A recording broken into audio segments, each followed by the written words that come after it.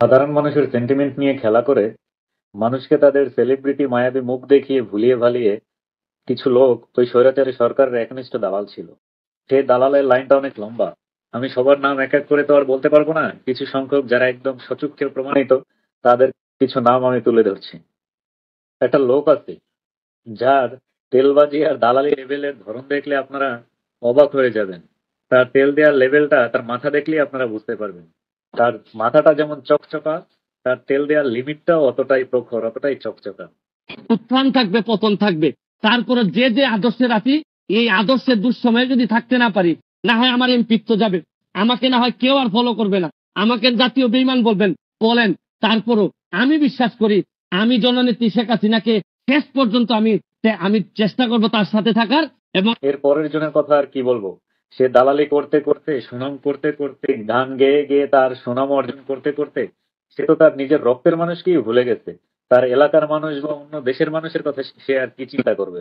আমি দেশ বিদেশে ঘুরে ঘুরে জয় বাংলার গান গাই, আমার নেত্রী শেখ হাসিনা তুলনা যার না। হঠাৎ বৃষ্টির মতো এসে হাত পা চেটে পুটে দালালি করে একটা এমপিত্ব পদ গুছিয়ে নিল। খেতে চেয়েছিল অনেক কিন্তু পারলো না, তার কপালে ছিল না, কিন্তু দালালি করায় কম করেনি। যতদিন বাংলা থাকবে, যতদিন বাংলা ভাষা থাকবে, যতদিন বাংলাদেশ থাকবে, আপনাকে আমাদের দরকার। আপনার জন্য আমাদের অসীম ভালোবাসা।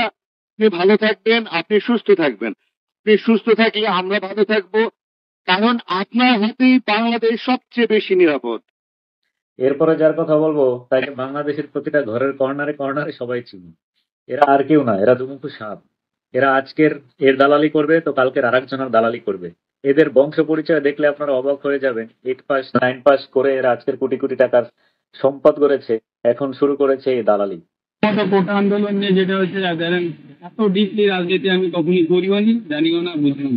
তো আমি যেটা আগেও ক্লিয়ারলি বললাম যে আমার উদ্দেশ্য খুব সিম্পল, যেটা আমি মানুষের জন্য করে শান্তি পাই, ততটুকুই করার। আর আপনি আমাকে যদি একেবারে ডিপলি পলিটিশিয়ান ভাবেন, সেটা হয়তো আমি এখন না, বা আমাকে ওই লেভেলে ভাবলে সেটাও আমার সাথে অবিচার হবে। স্বাধীনতার পক্ষে থাকুন, নৌকা মার্কায় ভোট দিবেন এবং মাননীয় প্রধানমন্ত্রীর উপর আস্থা রাখবেন। তাহলে মাননীয় প্রধানমন্ত্রী আপনাদের সমৃদ্ধ, সুন্দর এবং আরো শক্তিশালী বাংলাদেশ উপহার দিবেন ইনশাল্লাহ। এর পরের জন তো আরো ভয়াবহ। এই কথা বলে তো আর লাভ নাই।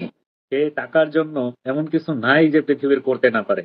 তাকে যদি কেউ বলে যে তুমি হচ্ছে নর্দমার পানিতে একটা চাটা দাও, তোমাকে 1000 টাকা দিব, তাহলেও সে রাজি হয়ে যাবে। সেখানে দালালি করে যদি এমপিত্ব হয়ে কোটি টাকা ইনকাম করা যায়, তাহলে সে দালালি সে করবে না কেন? আমি প্রথমেই ক্ষমা চেয়ে নিচ্ছি যদি বক্তৃতায় কোনো ভুল হয়। আমি বক্তৃতা দিতে পারি না, আমি মাঠের মানুষ, আমি মাঠে খেলি।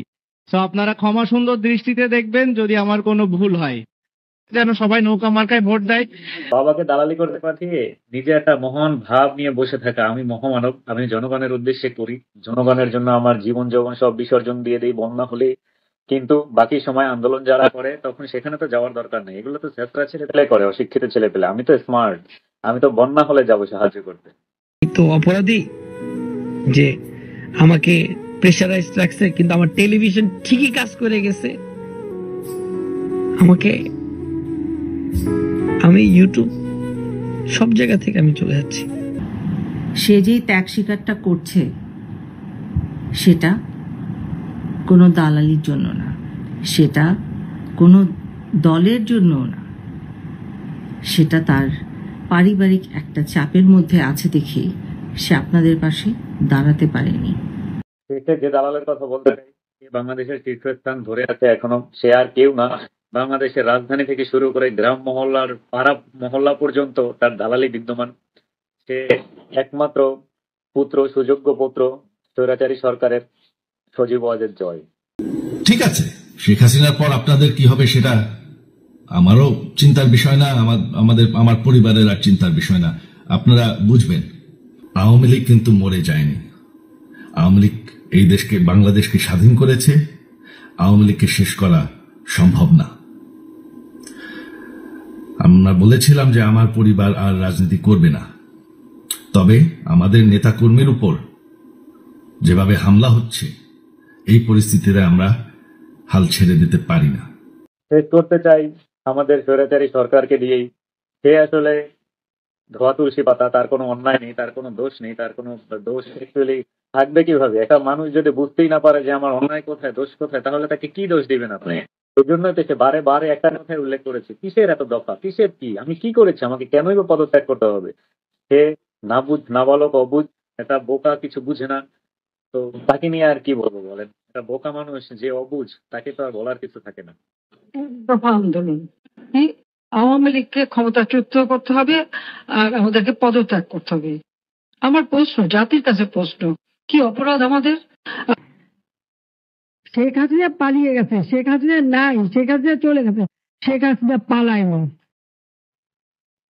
কেউ পার্সোনালি নেবেন না, জাস্ট মজার জন্য ভিডিওটা বানানো। আর শুভকামনা জানাতে চাই সামনের দিনগুলোর জন্য ডক্টর মোহাম্মদ ইউনূসকে, যাতে সমৃদ্ধিশীল একটা বাংলাদেশ গড়তে পারে, এই শুভকামনাই থাকবে।